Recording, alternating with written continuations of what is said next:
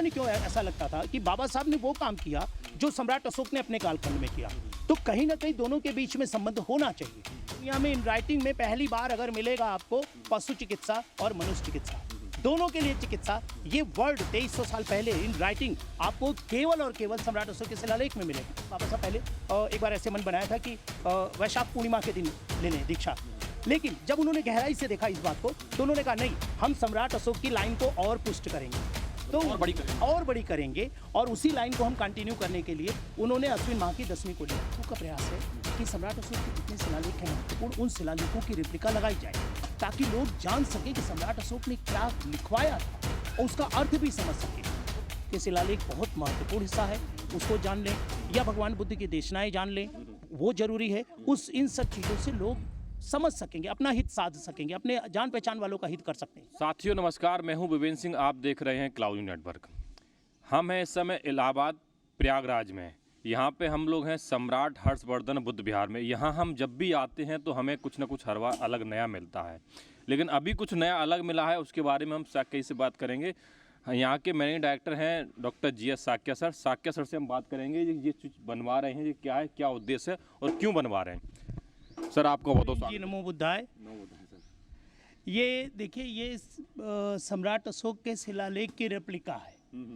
हम लोगों ने ये, चूँकि मैं इस लिपि को पढ़ता हूँ, तो जाहिर सी बात है कि मुझे ये लगा कि बहुत सारे लोग ऐसे हैं जिन्होंने शिलालेख को देखा ही नहीं होगा, और जिन लोगों ने शिलालेख को देखा है शायद वो पढ़ नहीं पाए, क्योंकि पढ़ने की व्यवस्था यहाँ पर नहीं रही है। पीछे अभी हम लोग अपने यहाँ क्लास चला रहे हैं, तो अभी 41 क्लास, माने 41 महीना हो गया, हर महीना एक क्लास चलाते हैं ये सिखाते हुए इस लिपि को। तो ये भब्रू का शिलालेख है। हाँ, भब्रू का शिलालेख है। ये राजस्थान के जयपुर जिले के पास प्राप्त हुआ था, बैराट नामक जगह से। अभी हाँ, ये शिलालेख लगाने की प्रेरणा तब मुझे पैदा हुई कि मैंने व्हाट्सएप यूनिवर्सिटी पे देखा कि किसी ने ये डाल रखा था कि सम्राट अशोक का जो धम्म है और जो भगवान बुद्ध का धम्म है, दोनों अलग अलग है। सम्राट अशोक को भगवान बुद्ध के धम्म से कोई लेना देना नहीं था, बल्कि सम्राट अशोक ने अपना एक नया धम्म स्थापित किया। तो मैं बड़ा शॉक्ड हुआ कि ये कितनी गलत बात है। लेकिन अभी उसको जवाब देने से बेहतर ये मुझे लगा कि सम्राट अशोक के शिलालेख को देखा जाए और कौन सा शिलालेख ऐसा है जो लोगों को दिखाया जाए ताकि ये बात अपने आप उत्तर के रूप में बदल जाए। तो ये सम्राट अशोक का जो भाब्रू का शिलालेख है, इस शिलालेख में सम्राट अशोक यहाँ कहते हैं कि ये जो उनका धम्म है, ये भगवान, मतलब एकदम स्पष्ट लाइन है। अगर आप इसको देखेंगे शिलालेख को, तो इस शिलालेख में ये कहते हैं कि प्रियदर्शी राजा मगध के संघ का अभिवादन करते हैं, उनका कुशल मंगल चाहते हैं, और बनते आपको मालूम ही है बुद्ध धम्म और तथा संघ के प्रति मेरे हृदय में कितना आदर और श्रद्धा है। इसके साथ ही उन्होंने ये भी कहा कि ये 7 जो सूत्र हैं भगवान बुद्ध के, ये 7 सूत्र, इनको सभी को पढ़ना चाहिए। किनको किनको? भिक्षु को, भिक्षुणी को, उपासक को, उपासिका को। विनय समुत्कर्ष, आर्यवंश, अनागत भय, मुनि गाथा, मोनेसित, उपतिष्ठ प्रश्न और राहुलोवाद सूत्र। मतलब एकदम स्पष्ट है कि उन्हें लोगों को वही पढ़ना चाहिए, वही अभ्यास करना चाहिए जो भगवान बुद्ध ने बताया। ये सम्राट अशोक का शिलालेख है और इसको हम लोगों ने ओरिजिनल लिपि में, माने धम्म लिपि में, जिसे ब्राह्मी कहते हैं, उसमें लगाया, साथ में अंग्रेजी में उसका अर्थ और हिंदी में उसका अर्थ। और ये स्पॉन्सर करने वाले हैं डॉक्टर ये मदन मौर्य, एग्रीकल्चरल साइंटिस्ट हैं, जाम्बिया। माने इस तरह से हम लोगों ने प्रयास किया कि जो सम्राट 23 मई 2024 को लगाया आपने। जी, हम लोगों का प्रयास है कि सम्राट अशोक के जितने शिलालेख हैं महत्वपूर्ण, उन शिलालेखों की रेप्लिका लगाई जाए ताकि लोग जान सकें कि सम्राट अशोक ने क्या लिखवाया था और उसका अर्थ भी समझ सकें। सर जैसे कि आपने कहा सम्राट अशोक के प्रमुख शिलालेख, तो अभी तो मैं देख रहा हूँ सर यहाँ पे मुझे एक ही शिलालेख दिख रहा है, और यहाँ पे सर कितने शिलालेख आप लगवाने वाले हैं? देखिए, 14 प्रमुख शिलालेख लगेगा और कम से कम 4 ऐसे शिलालेख हैं जो उसके साथ के, जैसे ये भाबरू का हो गया, और इसके अलावा एक शिलालेख है जो सारनाथ में है, उस सारनाथ के शिलालेख की रेप्लिका, इस तरीके से करके 4 शिलालेख जो अलग से हैं वो भी यहाँ पर लगेंगे। तो इस तरह से लगभग ये सर 18। विराटनगर जी मत्स्य जनपद जो कहा जाता है वहाँ पे, मैं वहाँ गया हूँ सर। मैंने वहाँ देखा भी है सर, जो आप कह रहे हैं। मैं खुद वहाँ गया हूँ, मैंने खुद देखा है। और वहाँ पे एक मतलब वहाँ पे बना हुआ बेपनी का बना हुआ, मैं खुद देख के आया हूँ उस पर। लेकिन सर उसके बगल में जो कार है वो एक नया है, वो अलग दिखता है, उस पर फिर कभी चर्चा करेंगे। सर इस सम्राट हर्षवर्धन बुद्ध विहार में आप हर दिन कुछ ना कुछ नया नया करते रहते हैं और जानकारी देते हैं जी। तो सर क्या उद्देश्य है आपका इन जानकारियों का सर? देखिए, हमें लगता है कि बहुत सारी बातें ऐसी हैं जो लोक हित में है, और वो शायद अभी देश काल परिस्थिति के कारण लोग उससे अलग हो गए हैं। तो उसको जानने के लिए सम्राट अशोक के शिलालेख बहुत महत्वपूर्ण हिस्सा है, उसको जान लें, या भगवान बुद्ध की देशनाएं जान लें, वो जरूरी है। इन सब चीज़ों से लोग समझ सकेंगे, अपना हित साध सकेंगे, अपने जान पहचान वालों का हित कर सकते हैं।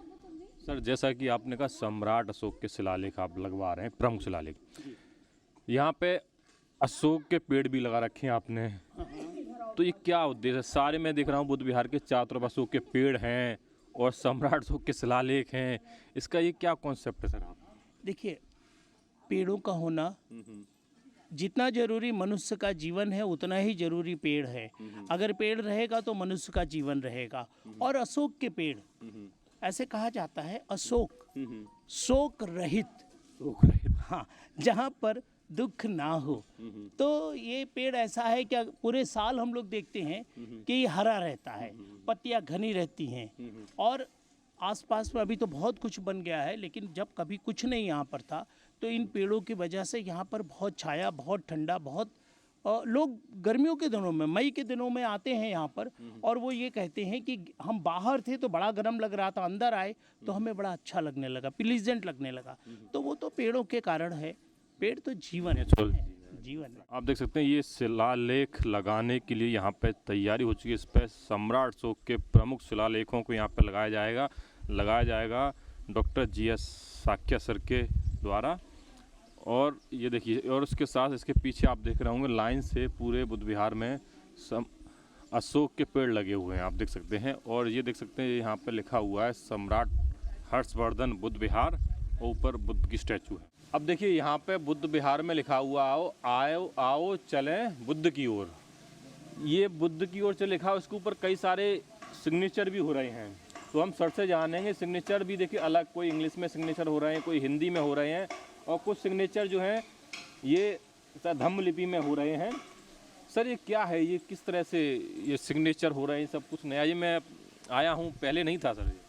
हाँ, बिल्कुल सही कह रहे हैं, ये नया आपको लग रहा है, लेकिन ये जैसे लोगों को कनेक्ट करने का एक तरीका है ना, इवेंट जो किए जाते हैं। तो ये बुद्ध पूर्णिमा के दिन हम लोगों ने किया था कि आओ चलें बुद्ध की ओर, कौन लोग चलना चाहता है। तो जितने लोग आए थे, यहाँ पर रंगों का अलग से वो सेट रखा हुआ था, पंसील का कलर रखा हुआ था। लोगों से कहा गया था कि उसमें आप अपना हाथ लगाएं और अपने हाथ की छाप लगा दें और अपना सिग्नेचर कर दें। तो आप देखिए कि तमाम लोगों ने, कुछ लोगों ने धम्म लिपि में अपने सिग्नेचर किए। ये वो लोग हैं जिन्होंने धम्म लिपि सीखी है, सम्राट अशोक की लिपि सीखी है। और पहले तो हम लोगों ने सोचा था ये इतनी बड़ी जगह है, ये शायद ज़्यादा बड़ा बना दिया है और खाली रह जाएगा, लेकिन आप इसको देखें तो लगता है कि एक भी जगह, जरा भी जगह नहीं छूटा। और सबसे अच्छी बात जो नोटिस करने वाली है कि सबसे ज़्यादा लोगों ने कौन सा रंग पसंद किया? पीला। ये पंचशील में मध्यम मार्ग का प्रतीक है। इसका मतलब है ये किसी को कहा नहीं गया था कि आप कौन सा रंग इस्तेमाल करो। तो इसका मतलब है कि सब ज़्यादातर लोग चाहते हैं मध्यमार्गी बनना, मध्यमार्गी, बैलेंस रहना, बैलेंस रखना। सब मतलब अंदर से उनके अंदर ये फीलिंग्स है। इसका मतलब है कि बुद्ध वाले सब हैं, सब हैं बुद्ध वाले, बस दिख नहीं रहे। हाँ, दिख नहीं रहे हैं। ये प्लेटफॉर्म ये दिख रहा है, ये पोस्टर आपको दिखा रहा है कि कम लोग हैं जिन्होंने अलग कलर का इस्तेमाल किया और ज़्यादातर लोगों ने पीले रंग का इस्तेमाल किया। इसका मतलब है डेविएशन, मतलब ज़्यादा इसका डेविएशन नहीं होता, मध्य मार्ग। तो ज़्यादातर हम देखते हैं जो भगवान बुद्ध की जो स्टैचू होती हैं वो भी हम देखते हैं ज़्यादातर पीले रंग में ही होती है, गोल्डन रंग में, मध्य मार्ग का। मध्य मार्ग का, बिल्कुल बिल्कुल बिल्कुल। चलिए आइए और इधर चलते हैं। यहाँ पे लिखा हुआ है सम्राट हर्षवर्धन बुद्ध विहार प्रयागराज, स्थापित है संचालित बौद्ध कम्युनिटी इंटरनेशनल। अब हम सर से बात करेंगे कि एक तरफ तो हैं डॉक्टर भीमराव अम्बेडकर भारत रत्न और दूसरी तरफ हैं सम्राट अशोक महान। सम्राट अशोक महान के बारे में कहा जाता है कि माँ के सम्मान में किया भारतवर्ष का निर्माण सम्राट अशोक महान, ऐसा कहा जाता है सर। तो सर दोनों को एक साथ आपने जो रखा है सर, और बीच में सम्राट अशोक की लाट, क्या वजह? थोड़ी इधर आई सोच। देखिए, मुझे लगता है कि शायद जब हम लोगों ने इसको शुरू किया तो पूरे देश का ये पहला प्रयोग बना। 2015 में हम लोगों ने सम्राट अशोक और बाबा साहब को एक साथ रखा, क्योंकि मैं जब भी पढ़ता था तो मुझे पता नहीं क्यों ऐसा लगता था कि बाबा साहब ने वो काम किया जो सम्राट अशोक ने अपने कालखंड में किया, तो कहीं ना कहीं दोनों के बीच में संबंध होना चाहिए। और अगर आप उठाकर देखें तो यहाँ पर हमने इसीलिए जब डिटेल लिखा तो लिखा कि कलिंग युद्ध के बाद अश्विन माह की 10वीं को सम्राट अशोक ने मोगली पुत्र तिस भिक्षु से दीक्षा लिया विधिवत अश्विन माह की 10वीं को। और बाबा साहब का भी देखेंगे तो 14 अक्टूबर 1956 के दिन अश्विन माह की 10वीं थी।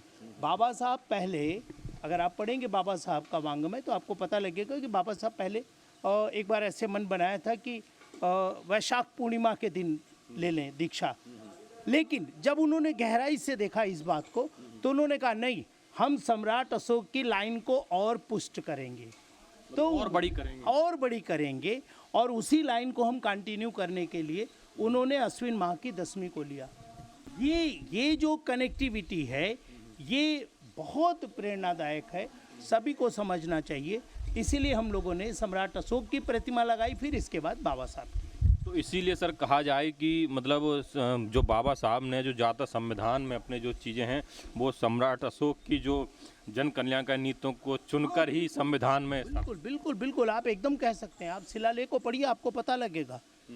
पूरी दुनिया में इन राइटिंग में पहली बार अगर मिलेगा आपको पशु चिकित्सा और मनुष्य चिकित्सा, दोनों के लिए चिकित्सा, ये वर्ड 2300 साल पहले इन राइटिंग आपको केवल और केवल सम्राट अशोक के शिलालेख में मिलेगा। इसका मतलब लोक हितकारी है। अच्छा सर, और यहाँ पे जैसे कि कुछ चीज़ जो यहाँ के लिए जो प्राचीन हो, जिसका मतलब यहाँ पे इधर जो आपने हम लोग देख रहे हैं, ये चारों तरफ भगवान बुद्ध की चारों दिशाओं में प्रतिमा है, क्या सर इसका उद्देश्य? देखिए, ऐसे बुद्धिज्म में स्तूप और चैत्य दो संकल्पना आपको मिलती है, दो इस आपको मॉन्यूमेंट्स मिलेंगे और करीब करीब एक ही जैसी बनावट होती है। और इसमें एक में आपको मूर्तियां मिल जाएंगी ऊपर में बनी हुई, लेकिन इसके नीचे ये स्तूप है। स्तूप में क्या होता है, भगवान बुद्ध से जुड़ा हुआ कोई वस्तु हो या श्रेष्ठ भिक्षु से जुड़ी हुई वस्तु हो, वो रखी रहती है, उसका संग्रह होता है। और जो चैत्य होता है उसमें उनके अस्थि कलश होते हैं, जिसे पवित्र धातु कहते हैं। तो ये हम लोगों ने इस बुद्ध विहार में इसका निर्माण कराया। इस बुद्ध विहार से संबंधित सारी सूचनाएं यहाँ पर एक पत्थर पर लिखी हुई इसके अंदर सुरक्षित है, और वो भी सम्राट अशोक की लिपि में ही है। सम्राट अशोक? हाँ, वो मैंने इनग्रेव करके उसको लिखा है, वो पत्थर पे लिखकर इसमें रखा गया है। और भगवान बुद्ध की एक छोटी सी प्रतिमा है। त्रिपिटक में दीघ निकाय भी बहुत सुरक्षित करके हम लोगों ने उसको रखा है इसमें, कि अगले बहुत सालों के बाद वो काम में आएगा। जब परिस्थितियाँ बदलेगी, चीज़ें उत्थान है पतन है ये होगा तो मिलेगी में, जैसे कि आज भारत में सम्राट अशोक की शिलालेख जगह जगह मिल रही है। जी जी जी बिल्कुल। तो आपने देखा, हम लोग थे इस समय सम्राट हर्षवर्धन बुद्ध विहार में यहाँ पे, और यहाँ पे पूरे बुद्ध विहार में आप देखो तो इतिहास की चीज़ें मिलेंगी, इतिहास संबंधित चीज़ें मिलेंगी। तो उन सारी चीज़ों के साथ और यहाँ पे नई नई चीज़ें, मैं जब भी यहाँ आता हूँ मुझे हमेशा नया नया कुछ ना कुछ सीखने को मिलता है, समझने को और देखने को मिलता है।